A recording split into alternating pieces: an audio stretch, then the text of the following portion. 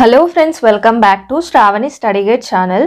ఈ రోజు వీడియోలో 23 డిసెంబర్ కరెంట్ అఫైర్స్ అయితే చూద్దాం. మొదటి ప్రశ్న, రోడ్డు ప్రమాదాలకు సంబంధించి కేంద్ర రవాణా శాఖ గణాంకాల ప్రకారము హైదరాబాద్ ఎన్నవ స్థానంలో నిలిచింది? Option A 1, option B 23, option C 2, option D 3. సరి అయిన సమాధానము ఆప్షన్ బి 23. దేశంలో 10 లక్షలకు పైగా జనాభా ఉన్న నగరాల్లో రోడ్డు ప్రమాద మరణాల సంఖ్య ఢిల్లీలోనే అత్యధికంగా ఉంది. అంటే మొదటి స్థానంలో ఢిల్లీ అనేది నిలవడం జరిగింది. 2022 సంవత్సరంలో జరిగిన రోడ్డు ప్రమాదాలకు సంబంధించి కేంద్ర రవాణా శాఖ గణాంకాల ప్రకారము 1461 రోడ్డు ప్రమాద మరణాలతో ఢిల్లీ మొదటి స్థానంలో నిలిచింది. గతేడాది జరిగిన రోడ్డు ప్రమాద మరణాల్లో 772 మరణాలతో బెంగళూరు రెండో స్థానంలో, 765 మరణాలతో జైపూర్ మూడో స్థానంలో నిలిచాయి.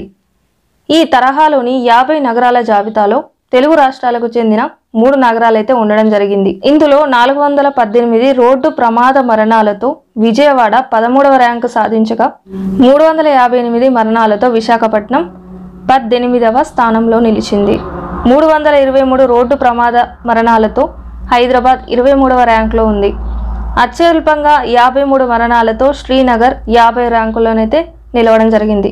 రెండవ ప్రశ్న, ఫోర్బ్స్ జాబితాలో సింధు ఎన్నవ స్థానంలో నిలిచింది?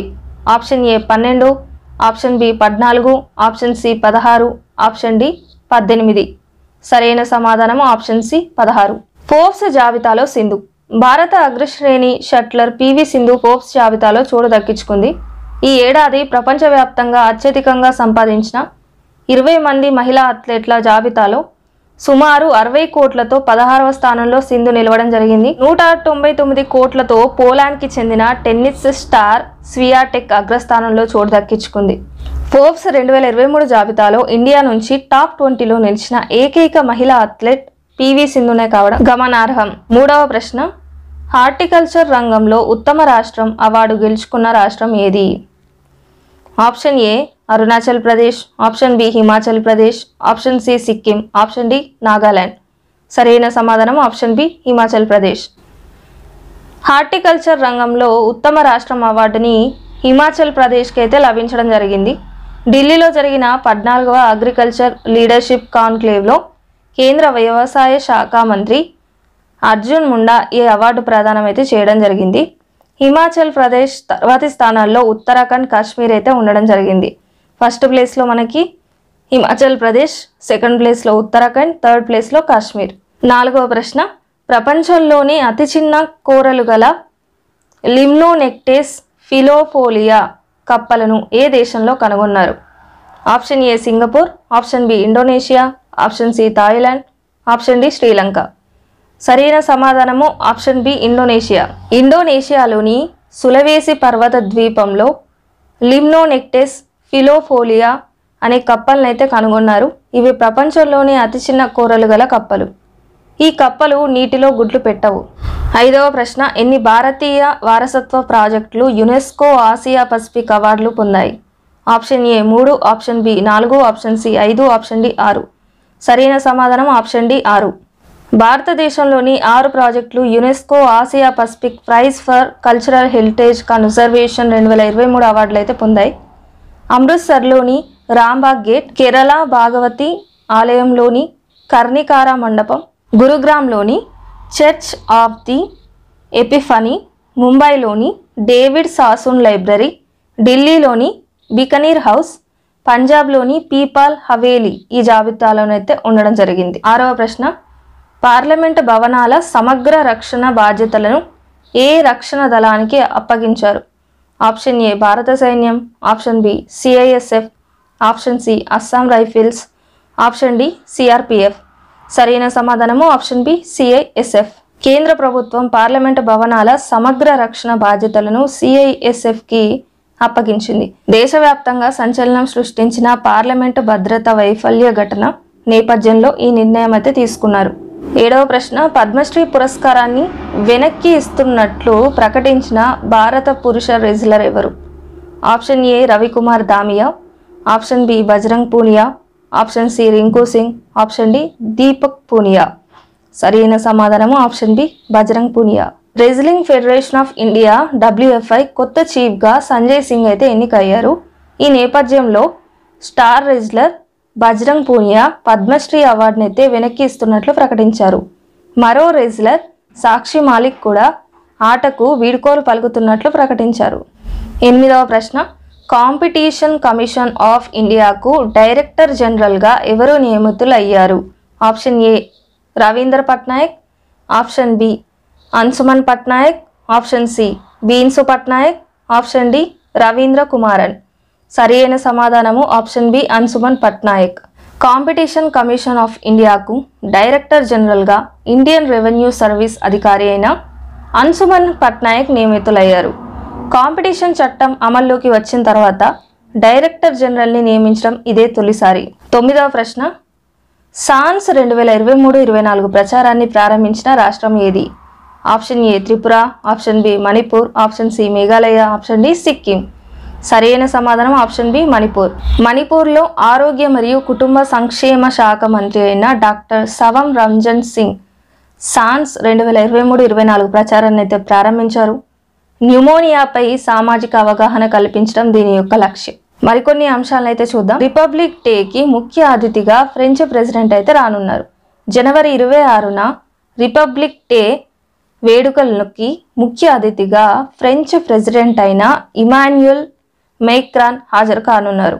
మొదట ఈ వేడుకలకు అమెరికా అధ్యక్షుడిని కేంద్ర ప్రభుత్వం ఆహ్వానించగా ఆయన విముఖత వ్యక్తం చేయడం జరిగింది. దీంతో కేంద్రం మేక్రాన్ని ఆహ్వానించింది. ఈ ఏడాది ప్రారంభంలో ప్రధానమంత్రి నరేంద్ర మోడీ ఫ్రాన్స్లోని బాస్టిల్ డే పరేడ్ గౌరవ అతిథిగా హాజరయ్యారు. 2024లో జరగబోయే రిపబ్లిక్ డేకి ఫ్రెంచ్ ప్రెసిడెంట్ ఇమాన్యుయల్ మేక్రాన్ అయితే హాజరు కానున్నారు. జనవరి 6న సూర్యుడి L1 కక్షలోకి ఆదిత్య L1 సూర్యుడిపై పరిశోధనల కోసం నింగిలోకి దూసుకెళ్లిన ఆదిత్య L1 మిషన్పై ఇస్రో చైర్మన్ సోమనాథ్ గారు కీలక ప్రకటన అయితే చేశారు. జనవరి 6న ఈ మిషన్ సూర్యుడి లాంగ్రాంజ్ పాయింట్ 1 కక్షలోకి చేరే అవకాశం ఉందని అయితే తెలపడం జరిగింది. త్వరలోనే ఏ సమయానికి ఆ కక్షలోకి చేరుతుందో వెల్లడిస్తామని కూడా స్పష్టం చేయడం జరిగింది. కాగా సెప్టెంబర్ 2న శ్రీహరికోటలోని సతీష్ ధావన్ స్పేస్ సెంటర్ షార్ నుంచి ఆదిత్య L1 నింగిలోకి దూసుకెళ్లిన విషయం మనకు తెలిసిందే. లండన్లోని హౌసింగ్ బ్లాక్కు నూర్ ఇనాయత్ ఖాన్ పేరైతే పెట్టడం జరిగింది. ఆమె బ్రిటిష్ ఇండియన్ గూఢాచారి. ఉత్తర లండన్లోని ఓ కౌన్సిల్ హౌసింగ్ బ్లాక్కు బ్రిటిష్ ఇండియన్ గూఢాచారి అయిన నూర్ ఇనాయత్ ఖాన్ పేరైతే పెట్టడం జరిగింది. ఈమె మైసూర్ పాలకుడైన టిప్పు సుల్తాన్ వంశస్థురాలు. 2వ ప్రపంచ యుద్ధంలో బ్రిటన్ గూఢాచారిగానైతే పనిచేయడం జరిగింది. 30 ఏళ్ల నూర్ని 1944లో శత్రువులు కాల్చి చంపారు. లండన్లోని ఆ ప్రాంతంలో నివసించిన చారిత్రక ప్రముఖుల పేర్లతో ఓ జాబితా రూపొందించి స్థానికుల ముందు బ్యాలెట్ నిర్వహించగా నూర్ పేరుకు ఎక్కువ మంది ఆమోదం లభించింది. ఈ మేరకు బుధవారం ఇక్కడ జరిగిన నూర్ ఇనాయత్ ఖాన్ హౌస్ ఆవిష్కరణ కార్యక్రమంలో స్థానిక లేబర్ పార్టీ ఎంపీ ప్రతిపక్ష నేత కేర్ స్టార్మర్, నూర్ జీవిత కథ రచయిత్రి శ్రావణి బసు, కౌన్సిల్ ప్రముఖులైతే పాల్గొనడం జరిగింది. 3వ ధ్రువం నుంచి పొంచి ఉన్న ముప్పు చైనా శాస్త్రవేత్తల హెచ్చరిక. 3వ ధ్రువంలో హిమనీ నదాలు కట్టలు తెంచుకొని విరుచుకుపడడం ఎక్కువైందని చైనా శాస్త్రవేత్తలైతే హెచ్చరించడం జరిగింది. నిరంతరం మంచుతో కప్పబడి ఉండే టిబెట్ పీఠభూమి, దాని చుట్టుపక్కల హిమాలయాలు, హిందూ కుష్, టియాన్ షాన్ పర్వతాలను కలిపి 3వ ధ్రువంగానైతే వ్యవహరిస్తారు. టిబెట్ పీఠభూమి, దాని చుట్టుపక్కల ఉన్న హిమాలయాలు, అదేవిధంగా హిందూ కుష్, టియాన్ షాన్ ఈ పర్వతాలను కలిపి 3వ ధ్రువంగానైతే వ్యవహరించడం జరుగుతుంది. చైనా, టిబెట్, భారత్, పాకిస్తాన్, నేపాల్, కజకిస్తాన్లు 3వ ధ్రువం కిందకైతే రావడం జరుగుతుంది. భూతాపం పెరుగుతున్నందున ఈ ప్రాంతంలోని హిమనీ నదాలు కరిగిపోయి నూతన జలాశయాలైతే ఏర్పడుతున్నాయి. కట్టలు తెంచుకొని వరదలై పారి కింది ప్రాంతాలను ముంచెత్తుతున్నాయి. 1981-1990 మధ్య కాలంలో ఇలాంటి హిమనీ నద తటాక వరదలు ఏడాదికి 1.5 చొప్పున సంభవించగా 2011-2020లో ఏడాదికి 2.7 అయితే పెరగడం జరిగింది. గడిచిన 3 శతాబ్దాల్లో 3వ ధ్రువంలో 10,000కు పైగా హిమనీ నదాలు కరిగి వేల సంఖ్యలో కొత్త జలాశయాలైతే ఏర్పడ్డాయి. 1499 హిమనీ నదాలు వరద ఉపద్రవాన్ని కలిగించే ప్రమాదం ఉందని చైనా శాస్త్రవేత్తలు హెచ్చరించారు. దీనివల్ల మూడో ధ్రువ ప్రాంతాల్లో 55,808 భవనాలకి 105 ప్రస్తుత ప్రతిపాదిత జల విద్యుత్ కేంద్రాలకి 194 చదరపు కిలోమీటర్ల విస్తీర్ణంలోని సాగుభూమి, 5,005 కిలోమీటర్ల రహదారులు, 4,038 వంతెనలకు ముప్పు పొంచి ఉందని తేల్చారు.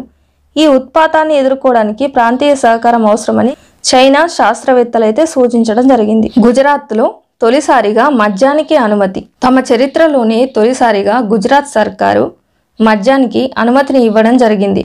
అయితే ఇది కేవలం గుజరాత్ ఇంటర్నేషనల్ ఫైనాన్స్ టెక్ సిటీలో మాత్రమే. దీన్ని సింగపూర్ తరహాలో అంతర్జాతీయ హబ్గా మార్చాలని ప్రభుత్వం భావిస్తోంది. ఆ మేరకు ఆర్థిక ప్రోత్సాహాలను కూడా అందిస్తోంది. ఈ క్రమంలోనే ప్రపంచవ్యాప్తంగా ఉన్న పెట్టుబడిదారులను ఆహ్వానించేందుకు మద్యాన్ని గిఫ్ట్లో అనుమతిస్తున్నట్లయితే అధికారులు తెలిపారు. రామ్ చరణ్ దంపతులకు ఫోర్బ్స్ అరుదైన గౌరవం. హీరో రామ్ చరణ్, ఉపాసన దంపతులకి అరుదైన గౌరవం అయితే లభించింది. సూపర్ కపుల్ పేరుతో వారిపై కవర్ పేజీ కథనాన్ని ఫోర్బ్స్ ఇండియానైతే ప్రచురించింది. ఈ కాలేజీ స్వీట్ హార్ట్స్లో ఒకరు ఎంటర్‌ప్రెన్యూర్, మరొకరు సూపర్ స్టార్ అనే ట్యాగ్ స్టోరీ అయితే ప్రచురించింది. పైలట్ రహిత ప్రయాణం. మానవరహిత డ్రోన్ల వినియోగం ప్రపంచమంతటా విస్తృతం అవుతుంది. రిమోట్ కంట్రోల్ టెక్నాలజీతో వీటిని ఆపరేట్ చేస్తుంటారు.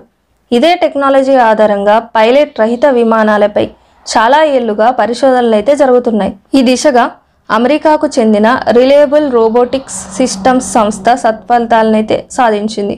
సెమీ ఆటోమేటెడ్ ఫ్లయింగ్ సిస్టంపై ఈ సంస్థ 2009 నుంచి పరిశోధనలు సాగిస్తోంది.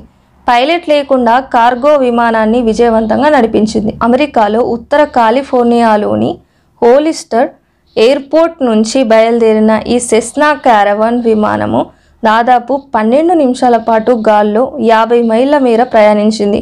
గత నెలలో ఈ ప్రయోగం విజయవంతంగా చేపట్టామని reliable robotics system CEO Robert rose అయితే చెప్పారు. పైలట్ ప్రమేయం లేకుండా రిమోట్ కంట్రోలర్తోనే నడిపించినట్లయితే తెలిపారు. ఇదంతా బాగానే ఉన్నప్పటికీ ఇలాంటి పైలట్ రహిత విమానాలతో కొన్ని సమస్యలు లేకపోలేదు. ఇవి గాల్లో తక్కువ ఎత్తులోనే ప్రయాణిస్తాయి.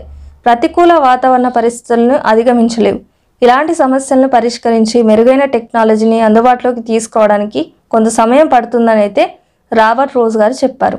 తాము అభివృద్ధి చేసిన సాంకేతికతను వాణిజ్యపరంగా పూర్తి స్థాయిలో అందుబాటులోకి రావడానికి రిలయబుల్ రోబోటిక్స్ సంస్థ అమెరికాకు చెందిన ఫెడరల్ ఏవియేషన్ అడ్మినిస్ట్రేషన్తో కలిసి పనిచేస్తుంది. మరో 2 ఏళ్లలో అందుబాటులోకి వచ్చే అవకాశం అయితే ఉంది. ఇవి ఫ్రెండ్స్ ఈరోజు కరెంట్ అఫైర్స్. ఈ వీడియోలో చెప్పిన ఇన్ఫర్మేషన్ కనుక మీకు యూస్ఫుల్గా అనిపిస్తే ఖచ్చితంగా లైక్ చేసి మీ ఫ్రెండ్స్తో షేర్ చేయండి. ఇలాంటి మరిన్ని వీడియోల కోసం నా ఛానల్ అయితే సబ్స్క్రైబ్ చేసుకోండి ఫ్రెండ్స్. మళ్ళీ మరొక వీడియోలో కలుద్దాం. Thank you for watching.